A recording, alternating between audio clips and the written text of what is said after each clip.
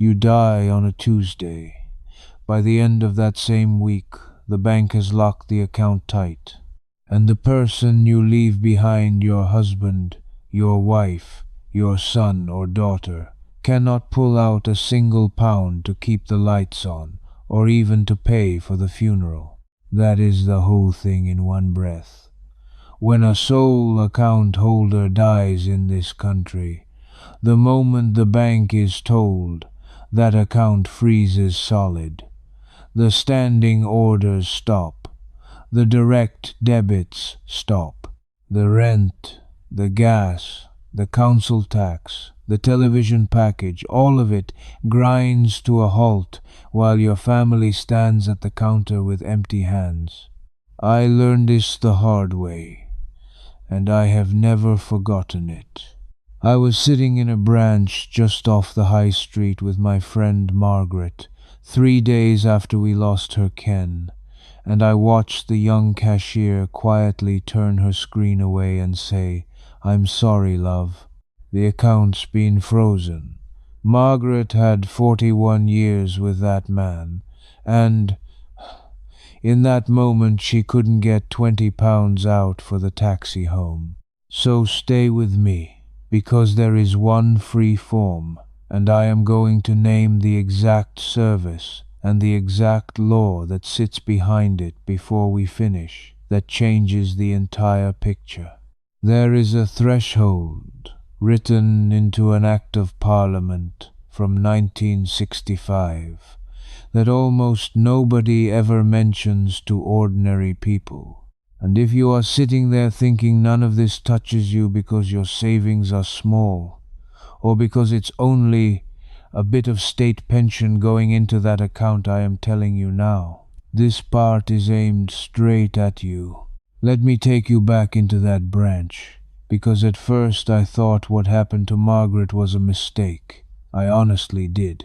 I thought the cashier had got it wrong, or pressed the wrong button, or that a quick phone call to the manager would sort it.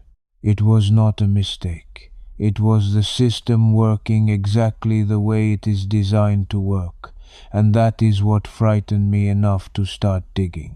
Here is what actually happens, step by step, and I want you to picture it in your own home. A person dies. Someone, a relative, a neighbor, the hospital, sometimes the funeral director informs the bank. From the second that notification lands, the bank places a freeze on any account held in that person's sole name. Not a partial hold, a full stop. Nothing goes out, and, in many cases, nothing that was already scheduled goes through either. Now think about what is usually flowing through a pensioner's account. The state pension lands in there, perhaps a small works pension.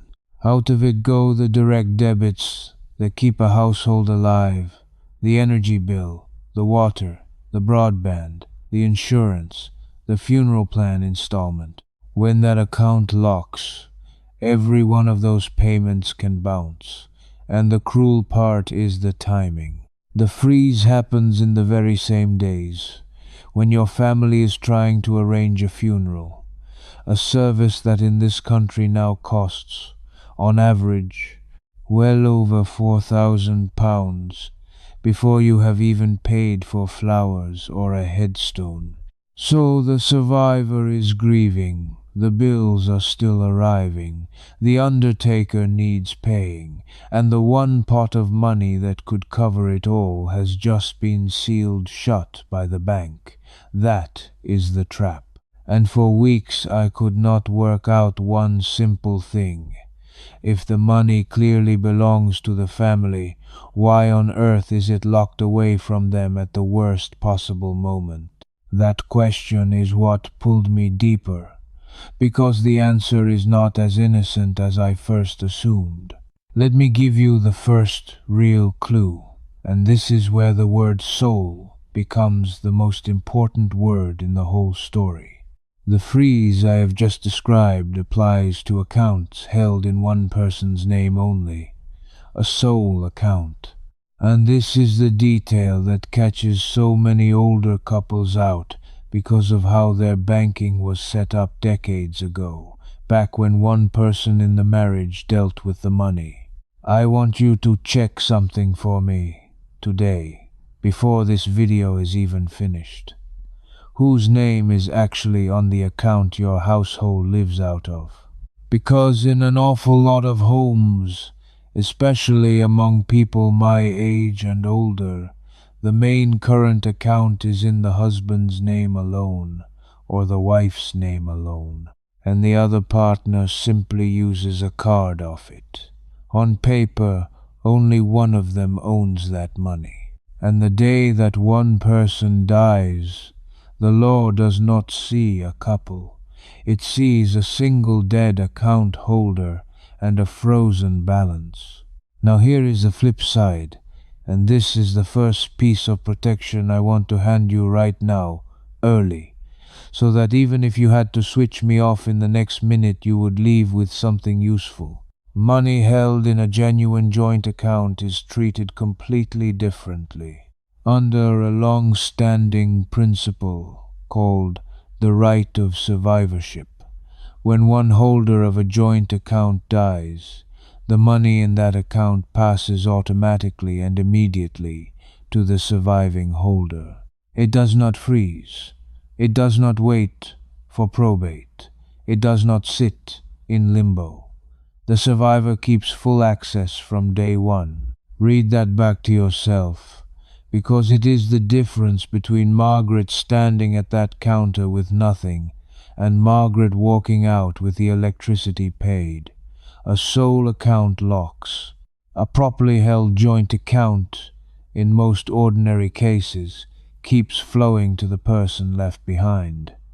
That single distinction is worth more than almost anything else I can tell you.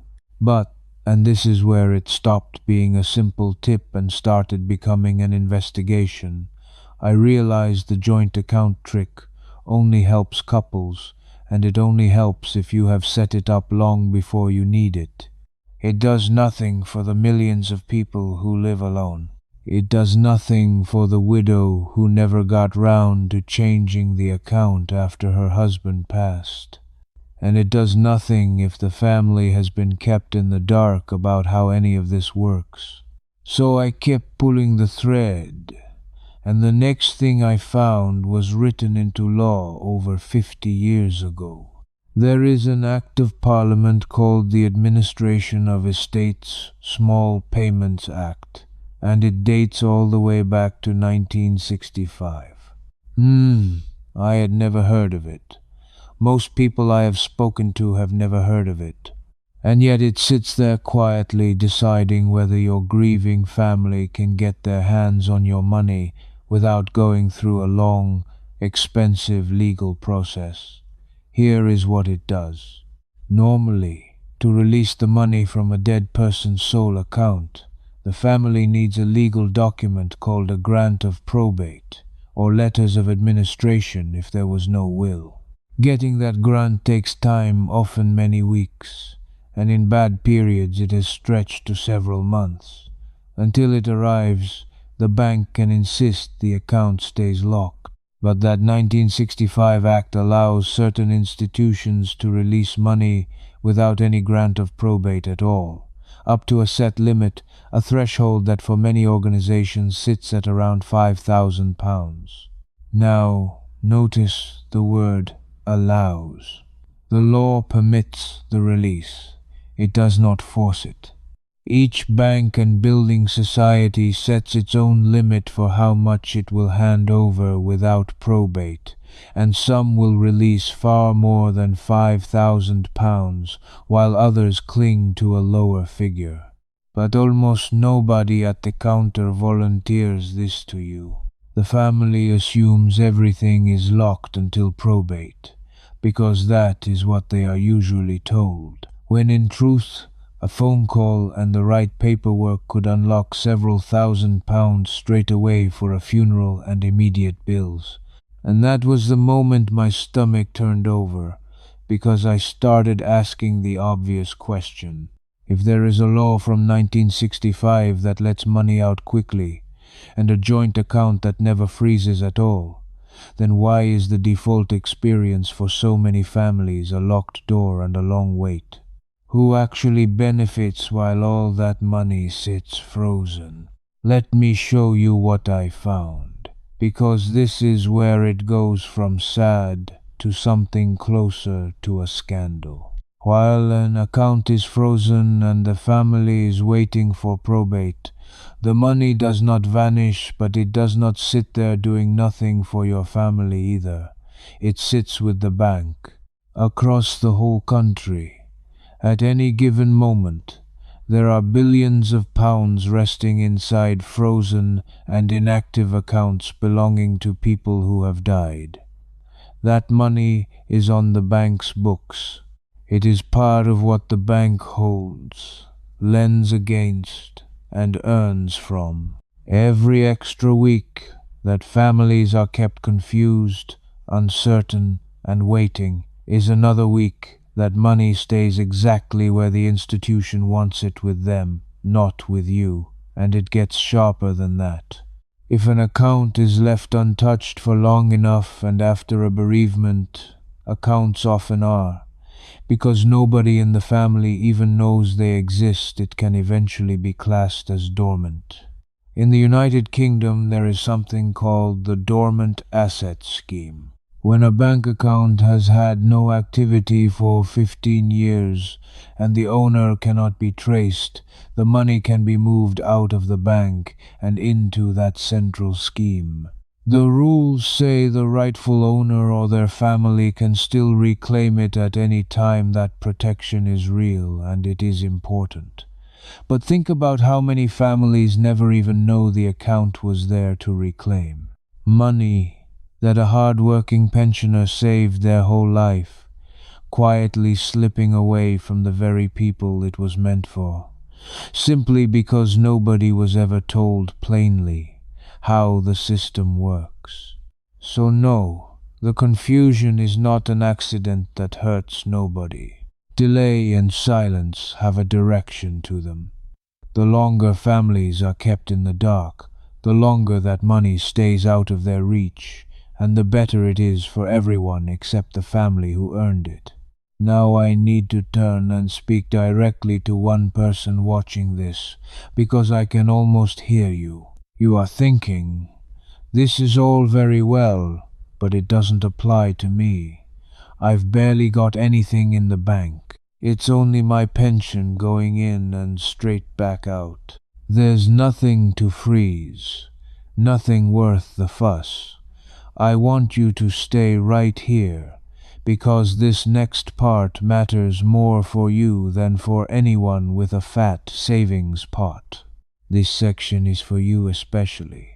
And if you want to go even deeper on all of this, the frozen accounts, the small payments law, the joint account rule, I have put everything together in one place for you.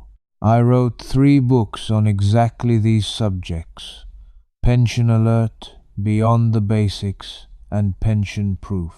Each one is written in plain language. No jargon, no legal training required, just the straightforward information that should have been handed to every family years ago but never was. You will find details in the description below, and I promise you, having this in your hands before you ever need it is worth more than you can imagine. But now let us get back to the thread, because understanding who actually benefits from all this delay is where the story takes a darker turn. Here is why. The problem for people with modest money is not the loss of a fortune. It is the loss of access at the exact moment you cannot afford to lose it. When your account holds £2,000, not 200,000, that 2,000 is the funeral money. It is the keep the heating on money. It is the pay the rent so nobody gets evicted money. If that freezes for even 3 or 4 weeks, the person you leave behind can be tipped into real hardship. borrowing from neighbors, putting a funeral on a credit card at a shocking rate of interest, all while your money sits locked behind glass. And there is a second thing that hits the smaller household hardest: the state pension. Listen carefully, because this catches families out constantly. When a person dies, they are only entitled to the state pension up to the day they die. But the payment often lands after that date, covering a period that includes days after death. The Department for Work and Pensions can and does reclaim any pension that was overpaid past the date of death, and they will take it back out of the account. So a grieving family that dips into that final payment, not realizing part of it has to go back, can end up owing money they have already spent. Nobody warns them. The letters come later. So please, do not switch off thinking you are too poor for any of this to matter. It is the opposite. The less you have, the more damage a freeze does.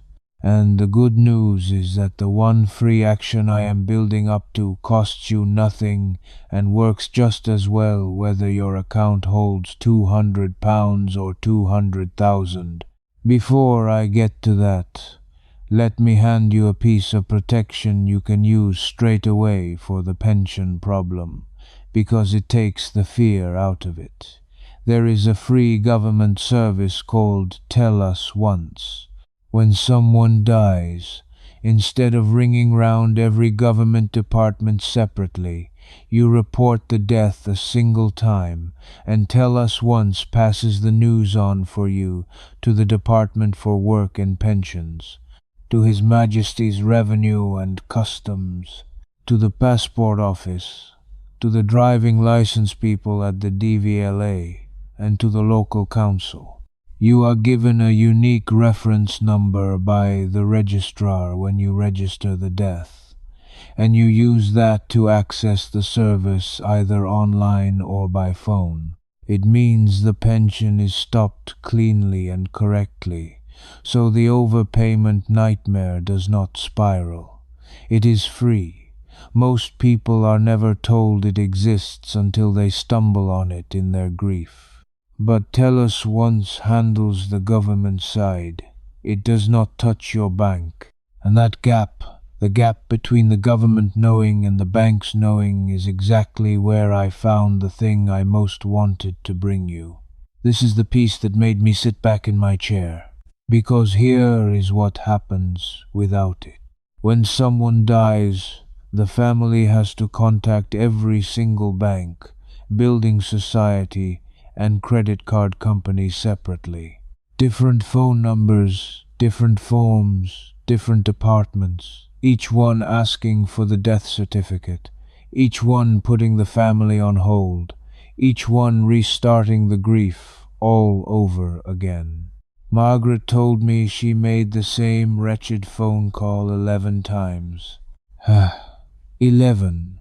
Repeating the words, "My husband has died," to a stranger, over and over, until she could barely say them. And that is where the one free form comes in, the thing this whole warning has been leading to. There is a service called the Death Notification Service. It was set up in partnership with the banking industry body, UK Finance, and it lets you notify a whole list of banks and building societies about a death in one single online form, in one sitting, for free. You fill it in once. You give the details of the person who has died once, and the service passes that notification to every member institution you tick on the list. Many of the biggest banks and building societies in the country are part of it. One form. Instead of 11 phone calls, it is at a website called the Death Notification Service, and it does not cost a penny. Now here is why this is the protection, and not just a convenience. because I want you to understand the power in your hands. When you notify the banks properly and promptly through that service, you take control of the timeline. You are the one telling them on the record with a reference. And from that point, you can immediately ask each bank two specific things that most families never think to ask. The first thing you ask is this: will you release funds to pay for the funeral directly from the account? Because the great majority of banks and building societies will do exactly that, even while the account is frozen, even before probate.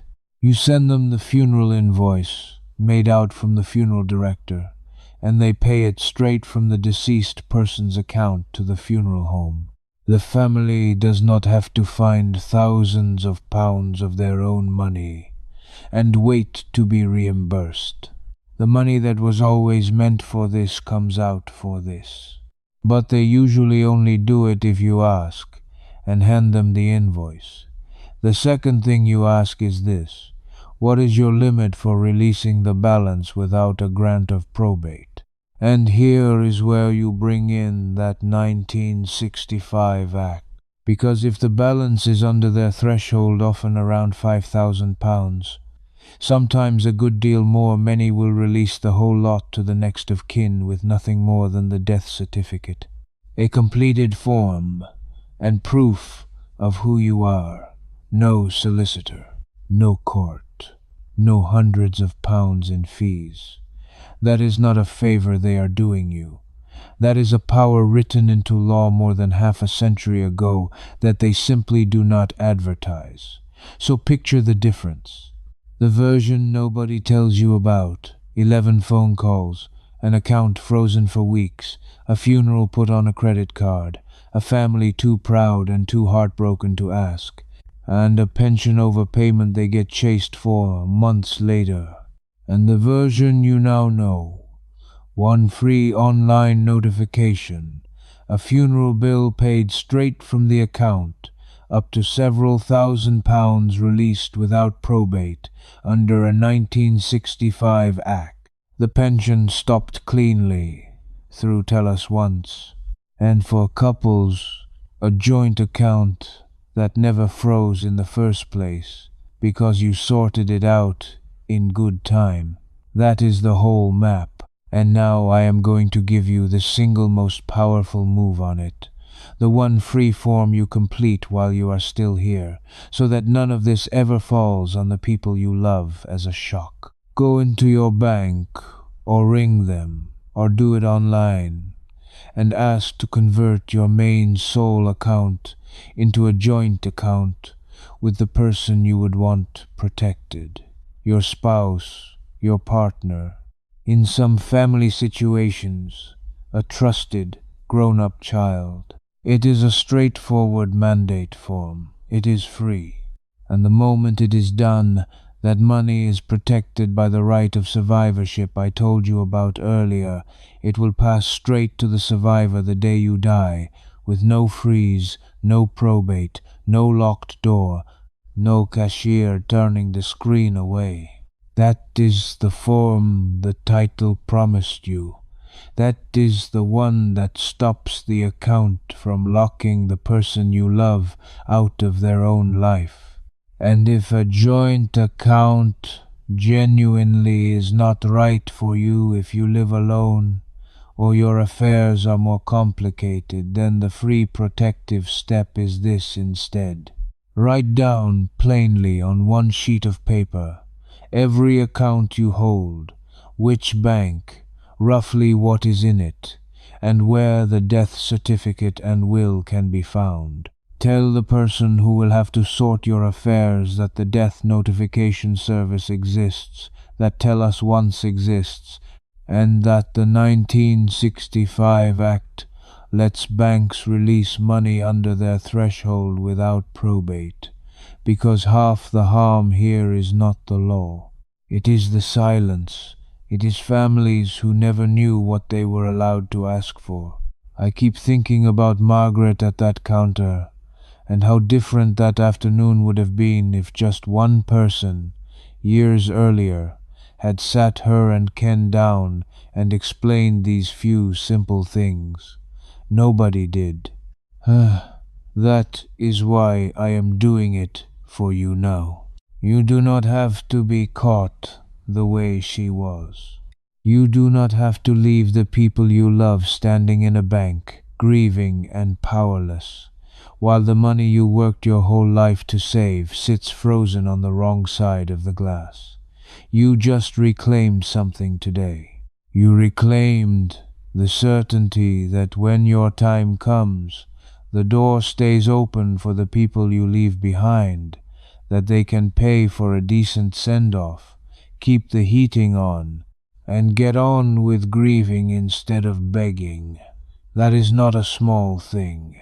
That is the difference between leaving a burden and leaving a blessing. And you are the kind of person who does not sit quietly and let the small print decide the fate of your family. You are the kind who finds out how it really works, and then makes sure the people you love are protected before the letters ever land. So act like it. Do not let this be one more video you nod along to and forget. Pick one thing, the joint account form, or that single sheet of paper, or bookmarking the death notification service, and do it this week while you are thinking of it. Now I want to hear from you, and I mean this. Whose name is on your household's main account right now? Is it yours alone, both of yours, or are you honestly not sure? Tell me in the comments just one line. I read them, and I promise you, when other people see how many households have that account in one name only, it will wake somebody up who needs it. Do not stay silent. That silence is exactly what got us into this mess. And if you want to find these things out in time, instead of in a branch 3 days too late like Margaret did, then come along with me. There are people who learn the truth while they can still act on it, and people who find out when it is already gone. I would far rather you were in the first group, because next I am going to show you the quiet rule about the final state pension payment after a death, and the exact letter the Department for Work and Pensions can send months later, demanding money, back money, your family may already have spent. You will want to know that one before it ever reaches your door. I'm the one who's been walking you through this, and here's where the video really opens up. Inside the Pension Watch, I take you through it all, step by step. And if something worries you, you ask me directly, a real person, me, answers you myself. You won't be doing this alone. Just point your phone's camera at the code on the screen, and you can cancel any time. No risk at all.